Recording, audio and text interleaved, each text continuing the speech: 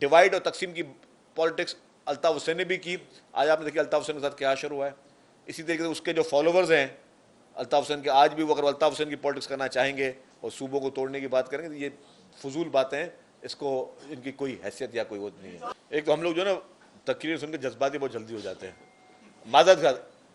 अच्छा मुझे बताएं क्या चीज़ गलत है। आप ये देखें कि पहली दफ़ा ऐसी कोर्ट बन रही है, कॉन्स्टिट्यूशन कोर्ट, जिसमें हर सूबे को बराबरी की बुनियाद पर उनकी नुमाइंदगी मिल रही है। जो सेनेट ऑफ पाकिस्तान है, सेनेट ऑफ पाकिस्तान में हमने देखा कि बराबरी की बुनियाद पे तमाम सूबों का हिस्सा है।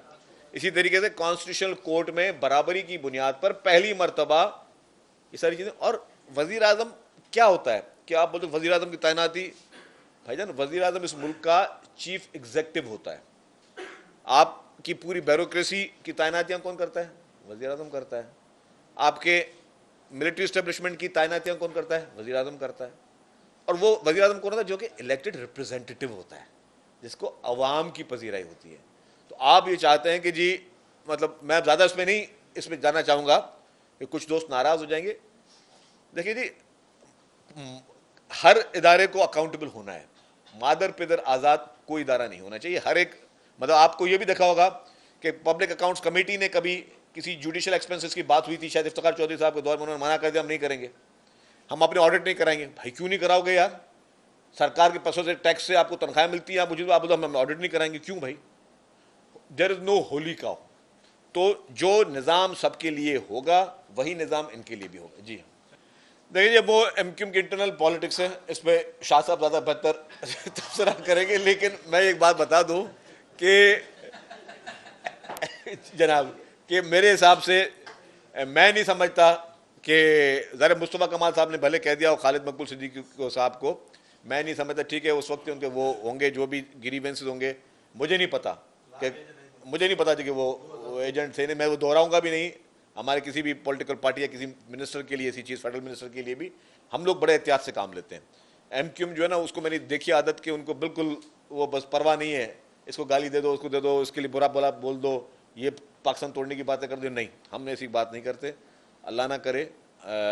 मैं समझता हूँ खालिद मकबूल सिद्दीकी साहब के लिए भी एहतराम है, मुस्तफ़ा कमाल साहब के लिए भी एहतराम है।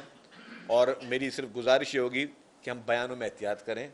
पाकिस्तान हम सबका मुल्क है, सिंध हम सबका सूबा है। सिंध ने हमेशा बड़े दिल का मुजाहरा किया है।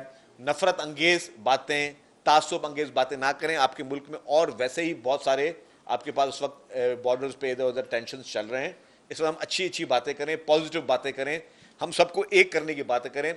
मुकदमात के मैं कह रहा हूँ कि एक सिस्टम होना चाहिए इस मुल्क में, और कि अगर कोई शख्स आइन की खिलाफ वर्जी करे, अपने हलफ की खिलाफ वर्जी करे, तो उसको उसका जो भी उसके डिपार्टमेंट ने एक्शन लेना वो जरूर ले।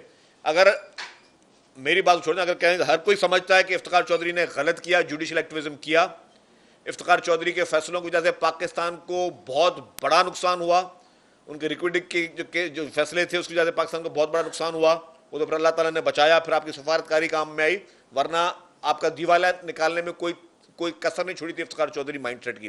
फिर साकिब निसार जैसे लोगों ने, जिन्होंने एक आलाकार बन गए, एक यूनिट इंचार्ज बन के काम कर रहे थे पीटीआई के साकिब निसार, उससे मैं लफ्ज़ और क्या बोलूँ उसको। और जिस तरीके से उसने मतलब अपने मुखालफों को चुन चुन के रिडिक्यूल किया, उनके खिलाफ एक कैंपेनें चलाई, और फिर जो उस इलेक्शन में जिस तरह धांधलियाँ हुई और उसमें साकिब निसार जो है वो शरीक जुर्म था, तो इस तरह के लोगों का एहतसाब ज़रूर होना चाहिए। कामरान साहब, इस बार एक कॉन्स्टिट्यूशनल कोर्ट का जो एक उन्होंने कॉन्सेप्ट दिया था, जिसको अकेली पीपल्स पार्टी ने नहीं दिया था, उसकी पीएमएल की क़यादत मियां नवाज शरीफ साहब और हमारी पीपल्स पार्टी लीडरशिप ने मिलकर जो चार्टर ऑफ डेमोक्रेसी साइन की थी, उसमें कॉन्स्टिट्यूशनल कोर्ट्स का जिक्र था।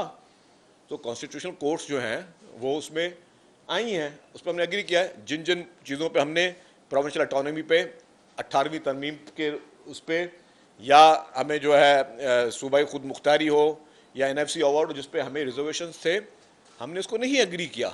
यही डेमोक्रेसी होती है, ये पॉलिटिक्स होती है कि जी आपके ख्यालात अलग हो सकते हैं, हमारे ख्यालात अलग हो सकते हैं, हम किस चीज़ पे एग्री कर सकते हैं, हम किस चीज़ पे एग्री नहीं कर सकते। जिस पे हमने एग्री किया उसका कुछ छुप के नहीं, चेयरमैन साहब ने खुद आके प्रेस कॉन्फ्रेंस के जरिए आप सब लोगों के सामने उन्होंने कहा कि जी, मैं पहले दिन कहा कि जी मैं बातचीत हमारी हुई है, कुछ पॉइंट पर हम अग्री हुए हैं। दूसरे दिन आके फिर उन्होंने कहा कि जी मैं कुछ पॉइंटों पर एग्री हुआ हूँ। तो 2 दिन तवील उन्होंने प्रेस कॉन्फ्रेंस की और प्रेस कॉन्फ्रेंस में पाकिस्तान पीपल्स पार्टी का स्टांस बिल्कुल क्लियर रखा कि किस किस चीज़ में हम अग्री हैं, किस किस चीज़ में हम अग्री नहीं हैं। तो ये कहीं से ढिका छुपा नहीं। यस, जो सबसे बड़ी अचीवमेंट थी आपकी कॉन्स्टिट्यूशनल कोर्ट्स में एक बराबरी है।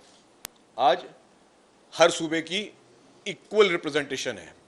माजी में सूबों की इक्वल रिप्रेजेंटेशन नहीं होती थी, जिसके सबसे बड़े खुमियाने पाकिस्तान पीपल्स पार्टी ने भुगते। माजी में जब बराबरी नहीं होती थी और ये कॉन्स्टिट्यूशनल कोर्ट्स नहीं थी, तब सबसे बड़े में बड़ा जो इसका निशाना बनी वो पाकिस्तान पीपल्स पार्टी बनी, पीपल्स पार्टी की लीडरशिप बनी।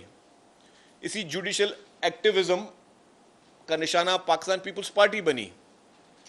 कायद अवाम शहीद जुल्फ़िकार अली भुट्टो साहब का जो अदालती कत्ल हुआ,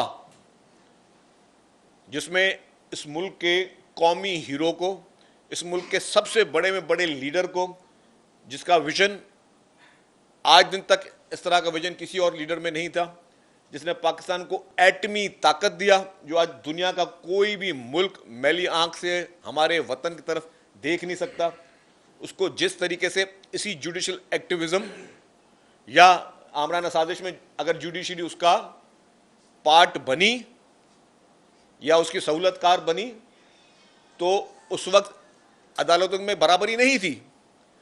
तो आज अल्हम्दुलिल्लाह पाकिस्तान पीपल्स पार्टी और बाकी जो इत्तेहादी जमात है, जिसने भी उसको वोट किया, वो ये कह सकते हैं कि जी हमने ऐसा निज़ाम लेके आए जिसमें जहां पे हर सूबे का बराबरी का हिस्सा है, एक इक्वल रिप्रेजेंटेशन है, जो कि बहुत बड़ी चीज़ थी। तो हमने कहा कि जुडिशियल एक्टिविज्म का तो हम बने शिकार।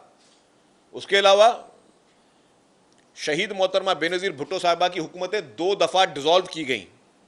जब मोहतरमा की हुकूमतें 2 दफ़ा डिसॉल्व की गई, दोनों दफ़ा मोहतरमा सुप्रीम कोर्ट की तरफ गई, उनको इंसाफ नहीं मिला। उसके बाद मुझे याद है मियां नवाज शरीफ साहब की हुकूमत डिसॉल्व की गई, वो गए कोर्ट में, उनको इंसाफ मिल गया। तो जब मोहतरमा बेनज़ीर भुट्टो शहीद साहिबा दुबई से पाकिस्तान आ रही थी, तो एक दिन पहले का उनकी आप प्रेस कॉन्फ्रेंस सुन लें। जब इफ्तिखार चौधरी के बारे में एक सवाल हुआ, फिर उन्होंने कहा, बीबी ने कहा कि हम तो चलें अदालत की अदलिया की बहाली चाहते हैं, लेकिन उन्होंने फिर मिसालें दी शहरों के नाम लेकर कि फलां शहर को इंसाफ नहीं मिलता और फलां शहर को जो है उसके लिए कानून दूसरा। ये मोहतरमा के अपने अल्फाजात थे, हमारी लीडर के अपने अल्फाजात थे। तो ये एहसास महरूमियाँ थी। और मैं आज भी बताऊं कि अदालत की और आज़ाद अदलिया की सबसे बड़ी जामिन, सबसे बड़ी मुहाफिज वो पाकिस्तान पीपल्स पार्टी है। इसके बावजूद कि पीपल्स पार्टी से सबसे ज्यादा जो है जुल्म सहा है। प्रेसिडेंट आसिफ अली जरदारी साहब बगैर किसी कॉन्विक्शन के 11 साल जेल में रहे। 11 साल कोई छोटी बात नहीं होती। बगैर कॉन्विक्शन के अगर वो 11 साल जेल में रहे, तो वो उसी अदालतों से उनको इंसाफ नहीं मिल रहा था तभी रहे वो जेल में। तो इससे बड़ा शिकार और कौन सी पार्टी रही होगी।